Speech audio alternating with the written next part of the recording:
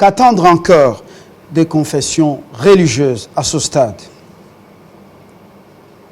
La crise est-elle consommée? Alors, deux questions importantes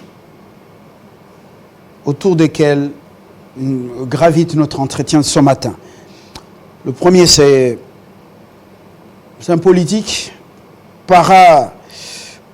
comment on dit, extra-parlementaire. Le second, c'est un sportif. Vous allez découvrir un autre champion du monde qui est un Congolais dans un domaine formidable. Mais d'abord, le politique. Marcelin Bachilemba. Bonjour. Bonjour, monsieur Fabier. Vous êtes membre de RUCEP, Rassemblement de l'Union Sacrée extra-parlementaire. Oui, je suis membre du RUCEP dirigé par Martin Lukusapanu, que j'ai dit bonjour en passant. J'ai dit en même temps bonjour, n'est-ce pas, aux membres du RUCEP, particulièrement Cindy Grand Kivu, qui nous suit en direct maintenant. Alors, Obandina Mabanga. Ah, Eza Mabanga, mais allez-y comprendre que nous avons la base. Le Voilà. RUCEP est très bien installé. Tozo Lobakeno, nous allons accorder au chef de l'État son second mandat en 2023. Voilà. Nous préparons Nous ne sommes pas très en bien. pré-campagne. Nous ne sommes pas en pré-campagne. On est en 2021. Le peuple attend les solutions à ses problèmes. La pré-campagne n'est pas au rendez-vous. Ce n'est pas de la campagne. Non, c'est une pré-campagne déjà. Alors, Maï, courant, quoi encore? Sachet de la ménagère. Et puis, voilà, les routes. L'Union sacrée. La santé, tout ça, ça va venir. Et donc, c'est ça les priorités, c'est ça le moment. C'est ça la priorité des priorités, les sociales du peuple congolais. Et nous osons croire que nos warriors ils travaillent parce que ça fera, n'est-ce pas, de notre bilan. Hein? Si on n'améliore pas les sociales du peuple congolais, on n'aura pas vraiment le bilan à défendre. Ça sera même notre slogan de campagne, le bilan. C'est celui que nous allons présenter. Très bien, comme vous êtes conscient de ça, alors aidez le chef à y arriver. Nous parlons de ce qu'on doit attendre des hommes politiques. Est-ce que vous avez, RUCEP, encore l'espoir d'attendre quelque chose? Même en dernière minute, les hommes de Dieu, ensemble, ils colmatent les brèches. Je crois que les hommes de Dieu ont échoué. Ils ont échoué dans ce sens qu'ils ont été incapables, n'est-ce pas, tous de se mettre d'accord autour, n'est-ce pas, d'un candidat. Ils ont eux-mêmes violé, n'est-ce pas, leurs prescrits qui sont, n'est-ce pas, couchés dans la charte qu'ils ont eux-mêmes élaborée. Hein? Et donc, vous laissez sans ignorer que leurs chartes reconnaissent des modes. Le tout premier, c'est le consensus. À l'absence de celui-ci, on passe directement au deuxième mode qui est l'élection, n'est-ce pas? On passe au vote. Et c'est là où maintenant nous sommes au fait. Il n'y a eu ni consensus, il n'y a eu ni vote. La première procédure, il y a eu vote et nous savons très bien qu'on a élu, n'est-ce pas? On a choisi M. Kadima comme président de la CENI.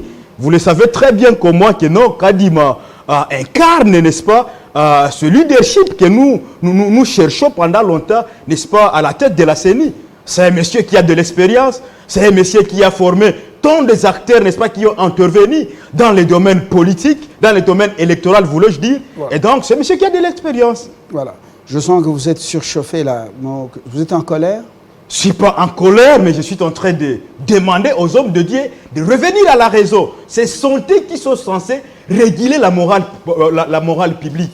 Malheureusement, ce sont eux qui sont en train de semer les chaos. Ce sont eux qui sont en train, n'est-ce pas, d'intervenir, n'est-ce pas, pour que les élections ne puissent pas se tenir d'ici 2023. Mais nous, au niveau du RUCEP, nous allons tout faire afin que les élections soient une réalité en 2023 pour accorder, n'est-ce pas, à Félix Tshisekedi son deuxième mandat. Là, je ne fais pas la pré-campagne. Voilà, vous êtes déjà en pré-campagne. Nous revenons aux propositions, aux pistes de solutions faites par catholiques et protestants dans leur dernière sortie devant la presse.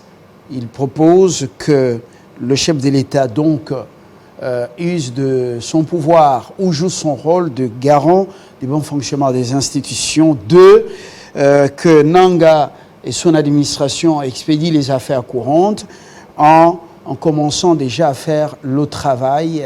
Mauvaise proposition? Mauvaise piste? Mauvaise proposition dans ce sens que nous avons longuement parlé, n'est-ce pas, du respect des principes. Le chef de l'État, on a tendance de vouloir lui rendre un dictateur. Le chef de l'État, en un certain moment d'ailleurs, au niveau du RICEP, Martin Lukusala a même dit, nous devons laisser le chef de l'État faire son travail. Lui, il est là, il sait réellement que les confessions religieuses doivent nous proposer un président de la CENI, et là, ce n'est pas le chef de l'État d'entrer dans ces jeux. Et sinon, si le chef de l'État entrait dans ces jeux-là, n'est-ce pas, c'est lui de proposer, n'est-ce pas, le président, n'est-ce pas, de la CENI, là, allez-y comprendre que le président qui ressortira, n'est-ce pas, de ces consensus ou bien de cette procédure-là, sera un président inféodé au président de la République. Et donc, le président de la République doit tout faire pour éviter, n'est-ce pas, à répondre à cette demande de déconfession religieuse de la CENCO et l'ECC. Alors, nous sommes un pays de consensus. Au gouvernement, on a parlé d'un forum de cohésion et de l'unité nationale. Qu'est-ce que ça vous inspire, vous, extra-parlementaires? Forum national, forum pour la cohésion et l'unité nationale, ça vous inspire quoi lorsqu'on écoute ça, sorti du Conseil des ministres? On dit que ça pratiquement reflète la vision du chef de l'État, ce qu'il avait dit lors de son investiture. Exactement. Vous le savez que le peuple congolais, c'est un peuple qui est uni par les sorts. Et à tout moment que les choses ne marchaient pas bien, je crois que le gouvernement a bien raisonné, n'est-ce pas, de donner une telle proposition d'un forum, n'est-ce pas, pour la cohésion. Vous le savez très bien qu'au moins que présentement, nous sommes en train d'enregistrer, n'est-ce pas, de différentes interventions qui vont dans le sens, n'est-ce pas, de swapper cette cohésion. Pourtant, il y a nos aînés qui ont beaucoup, n'est-ce pas, donné de leur vie, n'est-ce pas, afin que cette cohésion-là soit réellement une réalité. Et donc, est-ce que ce n'est pas la réponse, les sujets évoqués au Conseil des ministres, est-ce que ce n'est pas déjà la réponse ou la réaction du chef de l'État à l'appel des religieux catholiques et protestants qu'on appelle les CC? Donc, est-ce que ce n'est pas une réponse déjà indirecte, le chef de l'État en tant que garant du bon fonctionnement des institutions? Parce qu'on parle de ces pharaons salués par le centre de Kambinga et Kisombe. Écoutez, exactement, le chef de l'État garant de bon fonctionnement des institutions, bon, il a, n'est-ce pas, il a ses collaborateurs, nous avions plusieurs institutions, et si c'est le gouvernement qui a donné une telle proposition, on ne peut qu'acclamer au niveau du RICEP. Et donc nous soutenons l'initiative du président, le gouvernement s'implique vers un autre dialogue. Vous, les extra-parlementaires, est-ce que ce n'est pas une occasion pour avoir aussi droit à un morceau du gâteau? Bon, écoutez... Pendant que les intérimaires dans les entreprises publiques sont en train de pouvoir expédier les affaires courantes. Non, le RICEP pense que oui, c'est un moment, oui, mais pas un moment pour que le RICEP puisse se retrouver, n'est-ce pas, au major. Mais nous pensons qu'au niveau du RICEP, il y a des hommes capables de servir cette nation. Il y a de vrais collaborateurs. Si le chef de l'État, n'est-ce pas, chercher des vrais collaborateurs, qu'il vient au RICEP. Au RICEP, nous avons l'exemple de Martin Lukusa, l'exemple de sont de grands leaders, Marcel Batilé, Martin Lukusa et les autres grands leaders du RICEP. Aujourd'hui, nous voyons, n'est-ce pas, ce qui se passe au niveau de la plupart des entreprises publiques. Je voudrais, n'est-ce pas, interpeller le chef de l'État de venir puiser, n'est-ce pas, des ressources sûres dans la plateforme dénommée RICEP. Et je vois donc vous êtes concrètement même... Vous êtes pour un dialogue partage de gâteaux? Non, je ne suis pas pour un dialogue partage de gâteaux. D'un côté, si ce dialogue intervenait, d'ailleurs que moi, jusque-là, je ne vois pas d'ailleurs l'opportunité, mais si les dialogues intervenaient, ce n'est pas un dialogue pour partager les gâteaux. Oui, il y a déjà la Mouka d'ailleurs qui demandait aussi un dialogue, il y a c'est pas qui, bon, il demande le dialogue disant que voilà, il faut qu'on puisse dépolitiser la CENI. Pourtant, à ce que je sache, la CENI, c'est une institution hautement politique. Et donc dire que voilà, on doit demander un dialogue pour dépolitiser la CENI, je crois que la Mouka est en train de taper tout juste à côté. Mais je crois que c'est une façon de la Mouka de vouloir, n'est-ce pas, aussi entrer au mangeoire, en fait, n'est-ce pas, d'avoir un peu le moyen de préparer, n'est-ce pas, les élections. C'est Sonté maintenant qui demande le dialogue pour avoir, n'est-ce pas, pour accéder, n'est-ce pas, aux affaires. Mais au niveau du RICEP... l'impasse qu'il y a dans le choix du président de la CENI, c'est juste un prétexte. On veut avoir on veut avoir sa part pour ne pas attendre jusqu'en 2023 et aller aux élections sans moyens. Exactement. C'est selon ce que vous nous dites. Même les religieux aussi, est-ce qu'ils ont intérêt à avoir une part pour 2023? Malheureusement, les religieux jouent la carte, n'est-ce pas, des puissances obscures. Ça peut être des puissances internes ou externes. Mais c'est ce qu'on est en train de constater. Et là, je pars tout droit, n'est-ce pas? Donc, les SCC et la CENCO jouent, n'est-ce pas, la carte des puissances obscures.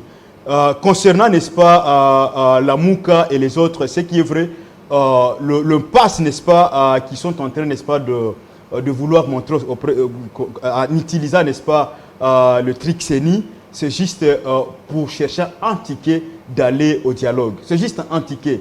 Hein? Et donc, on est déjà informé que la Mouka veut le dialogue pour, n'est-ce pas, avoir quelques portefeuilles qui lui aidera, n'est-ce pas, à avoir le moyen d'aller aux élections. Mais nous, au niveau, n'est-ce pas, de RICEP, nous disons... Mais les forces obscures auxquelles vous faites allusion n'ont-elles pas assez de moyens financiers pour venir au secours de ceux qui jouent leur jeu ou qui joueraient leur jeu au pays?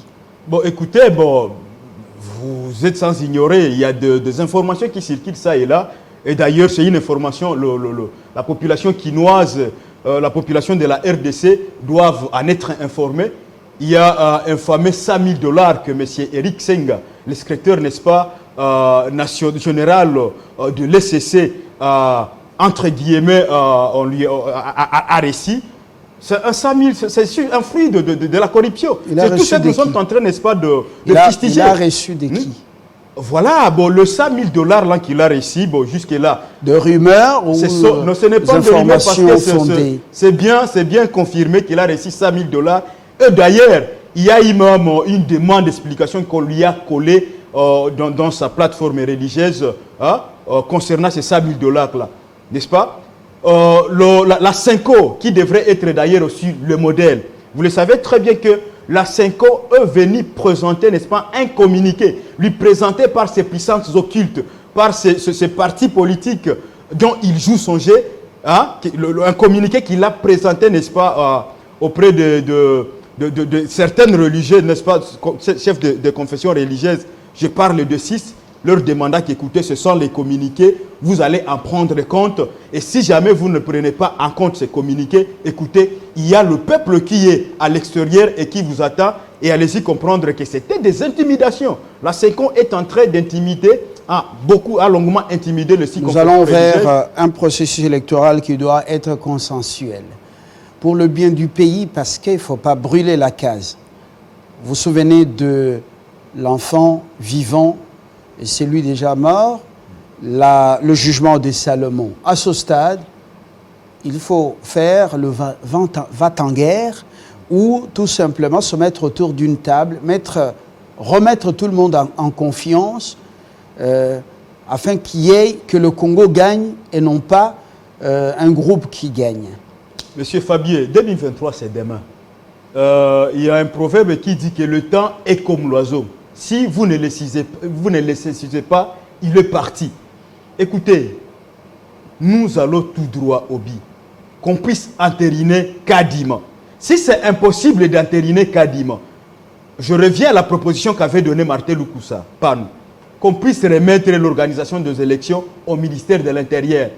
Je crois que le forum même qu'a proposé, que le gouvernement a proposé, que ce forum-là ne puisse pas revenir aux questions dont nous avions eu déjà des solutions. Le retour de la loi organique de la CENI au Parlement. Vous dites? Ça n'exige pas le retour, ce que vous proposez, la CENI au sein du ministère de l'Intérieur. Est-ce que ça n'exige pas le renvoi de la loi promulguée, la loi organique de la CENI à l'Assemblée nationale et au Sénat? C'est possible, d'ailleurs. Et là, le temps va vous attendre? Voilà, bon, écoutez, moi je dis ceci. Kadima ou rien. Parce que Kadima, c'est quelqu'un qui a de l'expérience.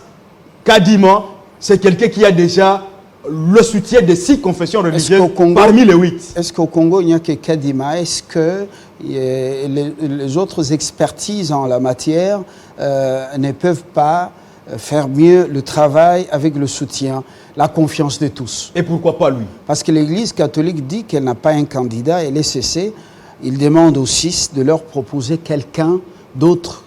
Non, l'Église catholique, l'ECC cherche toujours les chaos. Ce n'est pas de leur première expérience. Ils ont été incapables en 2006, n'est-ce pas, de se mettre d'accord sur un candidat. En 2011, ça a été la même chose. 2018, c'est la même chose. Écoutez, l'Église catholique ne doit pas continuer à nous endormir.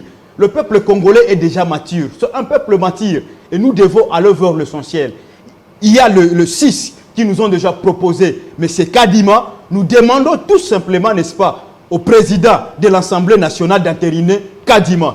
Il y a d'ailleurs la Cour constitutionnelle qui a saisi, n'est-ce pas, l'Assemblée nationale de continuer, n'est-ce pas, ou de parachever le processus électoral. Et là, nous sommes en train d'insister que l'Assemblée nationale puisse entériner Kadima. Parce que le peuple attend l'organisation des élections d'ici 2023. Tout le monde parle au nom du peuple. RUCEP aussi, Rassemblement de l'Union Sacrée Extraparlementaire, l'AMOCA, et voilà, Union Sacrée Parlementaire, Société, tout le monde parle au nom du peuple. Je remercie M. Bachilemba Marcelin pour avoir accepté notre invitation ce matin et nous avoir donné justement la position de RUCEP. Très bonne journée. Merci beaucoup, M. Fabier. Merci aux Quinoises et Quinoises. Voilà. Et nous allons terminer avec un sportif. Il sera ici. Il a sa ceinture. Il fait la fierté du Congo. Et vous allez découvrir, il vient d'ailleurs.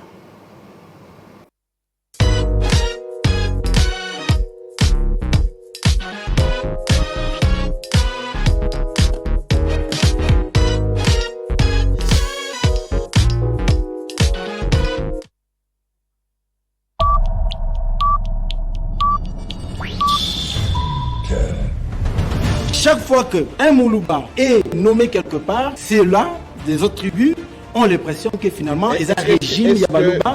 Et moi, je ne suis pas d'accord avec cette question. IGF est allé pester sur invitation du ministre Atoli Mwamba. Il n'y a rien.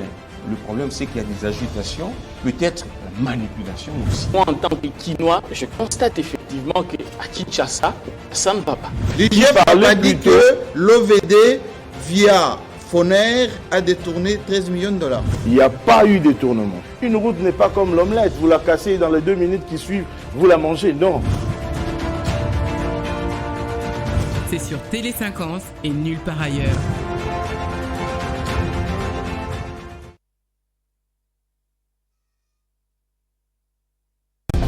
Vous souhaitez recevoir Télé 50 partout et avec vous. Alors, l'ensemble de nos programmes en VOD déjà disponibles. Toute l'actualité sur notre site web www.tele50.cd. Retrouvez vos émissions, des rencontres et entretiens inédits sur YouTube Mwalamboka Congo. Télé 50 met à votre disposition son programme en ligne à suivre sur Facebook, Twitter, Instagram, YouTube. Alors, sur votre mobile, suivez toute l'actualité avec Télé 50. Télé 50, partout et avec vous.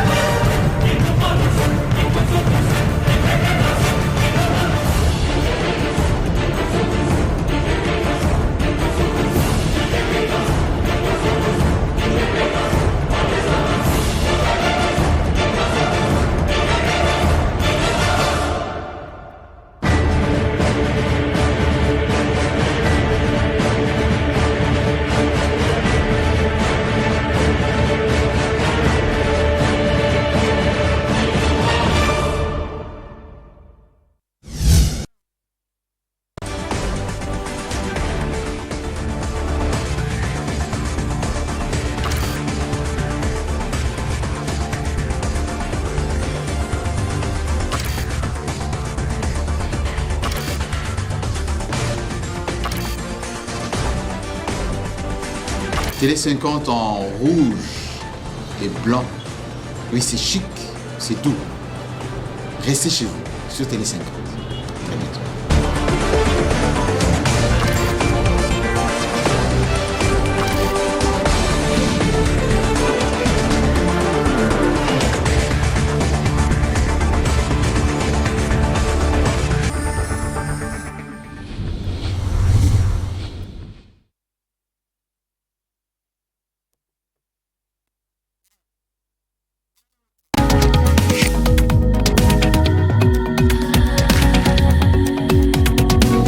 Suivez toute l'actualité avec Télé 50.